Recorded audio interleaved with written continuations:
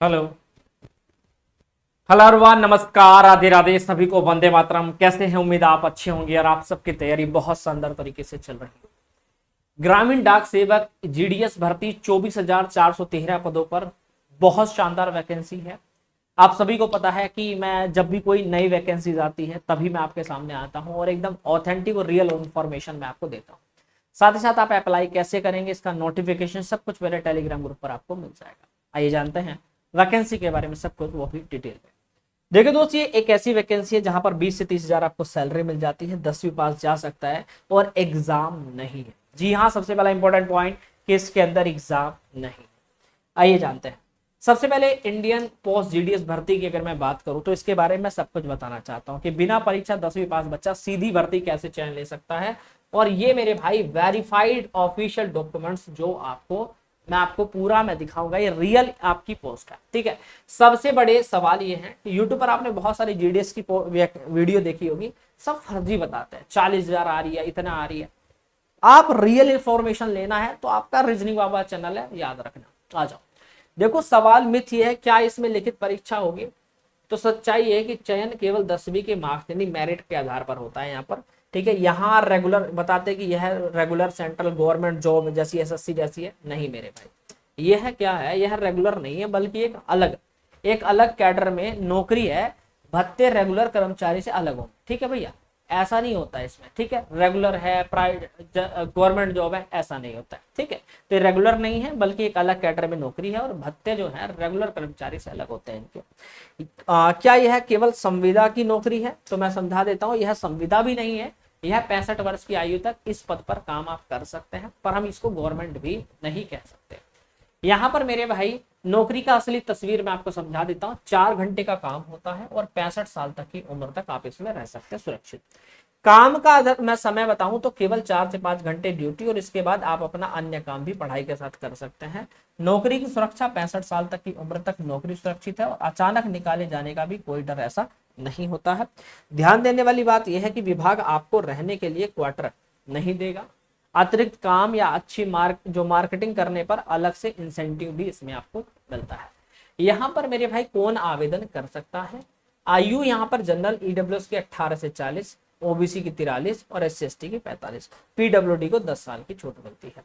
तो यहाँ पर 10वीं पास बच्चा भर सकता है। अन्य जरूरी कौशल ये है कि साइकिलिंग चलाना आना चाहिए और कंप्यूटर की बेसिक नॉलेज भी आपको आनी चाहिए, जैसे डॉक्यूमेंट वेरिफिकेशन के समय काम आ सकता है। प्यारे दोस्त, पद और जिम्मेदारी की बात करें तो आपके लिए कौन सी पोस्ट सही है? देखो, इसके अंदर पोस्ट है तो बीपीएम की, ठीक है, यानी कि ब्रांच पोस्ट मास्टर की। इसमें जिम्मेदारी है कि ब्रांच की पूरी जिम्मेदारी डे टू डे काम और लीडरशिप होता है। इसमें 12,000 रुपए आपको मिलता है। ठीक है। आ जाओ। अब यहाँ पर मेरे भाई एबीपीएम जो असिस्टेंट ब्रांच पोस्ट मास्टर की पोस्ट है, इसमें आपका बीपीएम के सहायक के रूप में आप काम करते हैं। 10,000 रुपए सैलरी यहाँ मिलती है। अगर आप डाक सेवक बनना चाहते हैं तो जिम्मेदारी यहाँ पर होती है डाक वितरण की, जैसे आपने देखा ना डाकिया वाला काम। ठीक है। तो रेल डाक सेवक सहित और अन्य जो ग्राउंड ड्यूटी होती है वो भी करते हो, 10,000 रुपए यहाँ पर भी मिलते हैं। सैलरी का गणित अगर मैं बात करूं तो 12,000 जो है वो बेसिक से आपका 20,000 प्लस कैसे बनेगी उसको भी मैं समझा देता हूँ। देखो, आपका जो बेसिक है वो आपका 10,000 12,000 पोस्ट वाइज है। ठीक है। फिर उसके अंदर डीए इंक्लूड होता है। ठीक है। अभी लगभग जो चल रहा है वो आपका चल रहा है 58%, है ना? 58 चल रहा है ना? और साइकिलिंग, ट्रैवलिंग और अलाउंस अन्य जो इंक्लूड कर देंगे तो सब कुछ मिलाकर आपका 20,000 25,000 आराम से सैलरी मिल जाती है। तो रेगुलर सेंट्रल गवर्नमेंट कर्मचारी की तरह 18,000 बेसिक पे यहाँ पर मिलेगा और टीए वगैरह भी मिल रहा है। ट्रैवलिंग अलाउंस जो होता है, ट्रांसपोर्ट अलाउंस, सॉरी, यहाँ लागू ये नहीं होगा। ठीक है। जो आपका बाकी वैकेंसी होती है उसमें बेसिक पे सब होता है ना, तो यहाँ पर ऐसा कुछ नहीं है। यहाँ पर डायरेक्ट इतना है कि आपका ये बेस है, इसमें बस इंक्लूड क्या है आपका महंगाई भत्ता। ठीक है, ये आपका इंक्लूड है और साइकिलिंग जो चलाते हो उसके अलाउंसेस आपको मिल जाते हैं और इंसेंटिव मिलता है। ठीक है, ये चीज है। चयन की प्रक्रिया बात करें तो बिना परीक्षा के कैसे आपका मेरिट के बेस पर सिलेक्शन होगा? तो 10वीं में जो आपके मार्क्स होते हैं, अगर अच्छे मार्क्स से आपने 10वीं की है तो फॉर्म भरते समय आपकी सटीक परसेंटेज आपको रखनी है। सिस्टम जनरेट मेरिट सॉफ्टवेयर द्वारा बिना किसी मान्य हस्तक्षेप के मेरिट लिस्ट तैयार। और आपका डिविजनल जो अलाउटमेंट होते हैं, जैसे आपके डिवीजन हेड को लिस्ट भेजी जाएगी और फिर डॉक्यूमेंट वेरिफिकेशन के आधार पर आपको, मतलब डीवी के लिए फिर आपको मेरिट के आधार पर ही बुलाया जाता है। यहाँ पर सीबीएसई सीजीपीए को परसेंटेज में कैसे बदलते हैं इसको भी मैं समझा देता हूँ। आपका जो भी, जैसे मान लीजिए अगर आपका स्कोर 9.0 सीजीपीए, तो इसका अगर आपका 9.0 है तो CGPA का रूल कहता है 9.5 गुना परसेंटेज, ठीक है, तो यहाँ पर आपका 85% बैठेगा। इसी प्रकार आपका अगर स्कोर 10 CGPA यानी ए ग्रेड का है, A1 ग्रेड है, तो आपको 10 का अगर मैं 9.5 मल्टीपल करता हूँ तो मेरा 95% बैठता है। यानी फॉर्म भरते समय इस फॉर्मूलों के आधार ध्यान रखना है, और क्योंकि इसी परसेंटेज के आधार पर आपकी मेरिट लिस्ट भी जारी होती है, तो जिनके ज्यादा अंक होते हैं उन्हीं बच्चों को लिया जाता है। यहाँ पर डॉक्यूमेंट वेरिफिकेशन की बात करें, अंतिम परिणाम जो आपका होगा, इसमें भी मैं समझा देता हूँ, सभी ओरिजिनल डॉक्यूमेंट्स प्लस 2 फोटोकॉपी सबके लेकर चले जाना, ठीक है। याद रखना खुद के साइन किए हुए, ठीक है। साथ ही साथ 10वीं मार्कशीट और सर्टिफिकेट, जन्म तिथि प्रमाण पत्र, ठीक है, और पहचान पत्र, आधार कार्ड आदि, ठीक है। इसमें आपका जाति प्रमाण पत्र SC ST OBC EWS वाले ले जाएंगे, PWD वाले, ट्रांसजेंडर सर्टिफिकेट सभी आपके लागू होते हैं। मेडिकल सर्टिफिकेट किसी भी सरकारी अस्पताल से मेडिकल ऑफिसर द्वारा जारी होना चाहिए, और DV पास करने के लिए 30 दिन के भीतर ज्वाइनिंग आपको मिल जाएगी, ठीक है भैया। DV पास जो करेंगे उनको 30 दिन के अंदर क्या मिल जाती है, ज्वाइनिंग यहाँ पर मिल जाती है।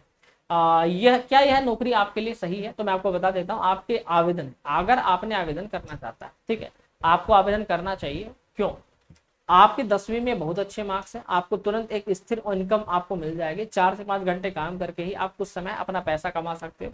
या उनके लिए भी अच्छा है जो जिनको लगता है कि मेरी एज तो है और मैं 10वीं भी कर चुका हूँ और मुझे कुछ दिख नहीं रहा इधर उधर, तो वो कर सकते हैं, उनका कुछ तो गुजारा हो जाएगा। आपके विचार क्या करना जाए?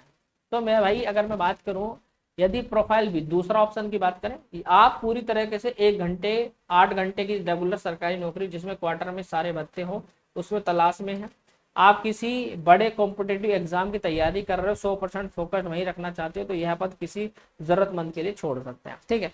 अब आपको चुनना है ऑप्शन नंबर A या ऑप्शन नंबर B।